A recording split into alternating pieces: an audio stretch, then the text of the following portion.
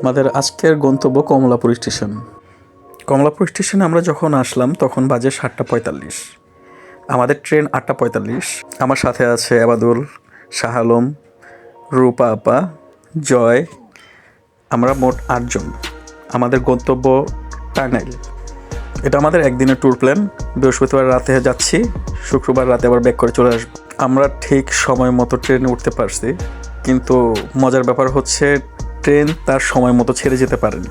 Train ছাড়তে দেরি করায় আমরা ভাবলাম কিছু কেনাকাটা করে নিই। চিপস বিক্রেতার কাছ থেকে চিপস নিব ভাবতেছি, তখনই আমাদের সামনে হাজির হয় চিপস বিক্রেতা।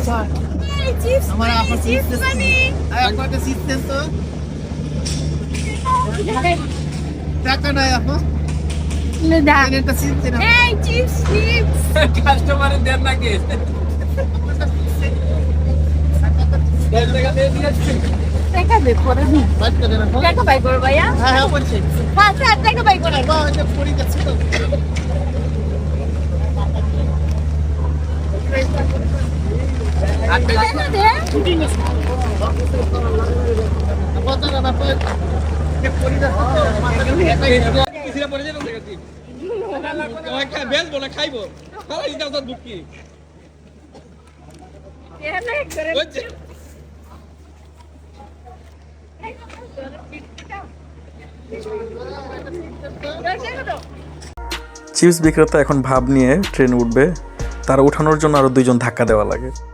অবশেষে আমাদের ট্রেন ছুটে চলছে। ট্রেন ছাড়তে ছাড়তে 10:25, 8:45 ট্রেন 10:25 ছেড়ে গেছে। আমরা আমাদের গন্তব্যে পৌঁছানোর জন্য যাত্রা শুরু করে দিছি।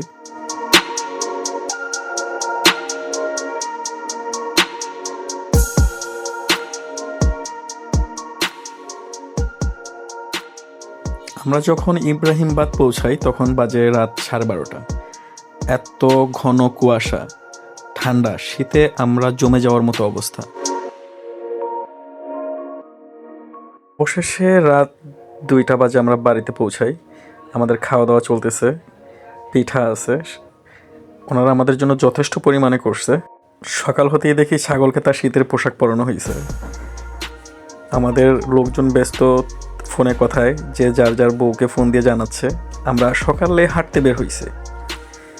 সকালটা অনেক সুন্দর ছিল, যদি নিজের চোখে না দেখা যায় তাহলে বোঝা যাবে না কতটা সুন্দর। আমাদের এখন গন্তব্য সরিষাফুল। চারিদিকে যত দূর চোখ যায় শুধু হলুদ আর হলুদ। এত সুন্দর জায়গা, এত পরিমাণে সরিষা ক্ষেত করা হয়েছে। মন ভালো করার জন্য এখানে 1 ঘন্টা, 2 ঘন্টা, 3 ঘন্টা চাইলে সারা দিন পার করে দেওয়া যাবে।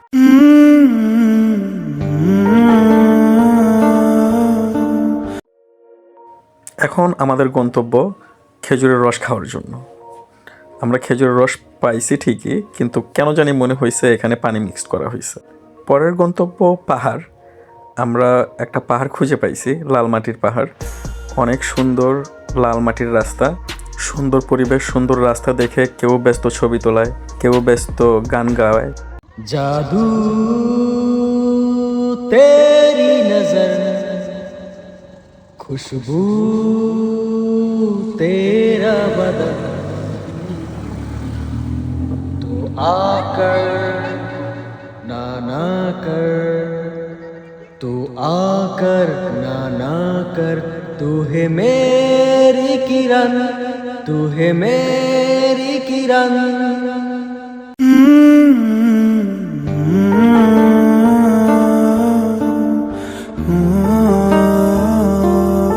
পাহাড় দেখা শেষে এখন আমাদের গন্তব্য 201 গম্বুজ মসজিদ। বাংলাদেশের যত সুন্দর মসজিদ আছে তার মধ্যে এই মসজিদটা অন্যতম। এত সুন্দর কারুকার্য করা, দেখলেই প্রাণ জুড়িয়ে যায়। সুন্দর নকশা, সুন্দর কারুকার্য, মিনারগুলা তো চোখ ভুলানোর মতো।